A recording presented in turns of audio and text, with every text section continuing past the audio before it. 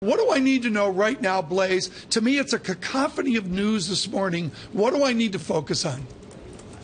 I think what you need to focus on is that this isn't a stalemate. I think over last week we saw rapid advances by the terrorist group ISIS, and this weekend it seemed like we were catching a breath. Maybe there was a stalemate emerging, but it's not. And what we're seeing is it's not just the battlefront that's moving back and forth. It's violence happening in the cities as Sunnis and Shias try to take revenge on one another. And as the situation becomes uncertain, people start to react and take sides. And it really is beginning to devolve into a civil war. Would you suggest that Secretary Kerry or President Obama has a more coalesced Shiite community this morning wrapped around the leadership in Baghdad? Do they have somebody better to talk to than they did 3 or 4 days ago?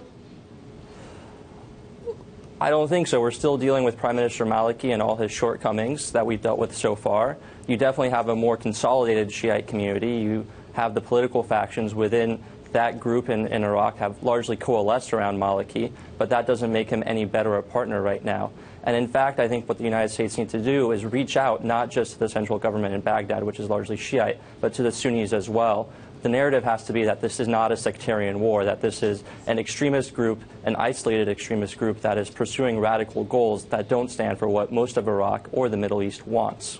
Blaise, for those of us in the West, it's easy to understand Sunni on the one hand, Shiite on the other, but there's something more subtle, and that is Sunni against Sunni. Again, this is a radical group of Sunnis. Can you help us understand the distinction within the Sunni community? That's right.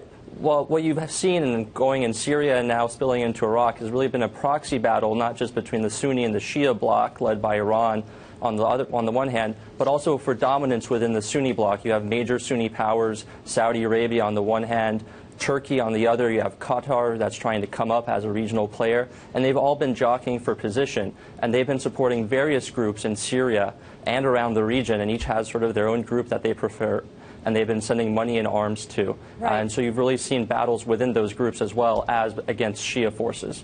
Blaise, I like how you link in the other countries there. Very quickly here, where could this conflict spill over into next? Michael Rubin of AEI suggested Jordan.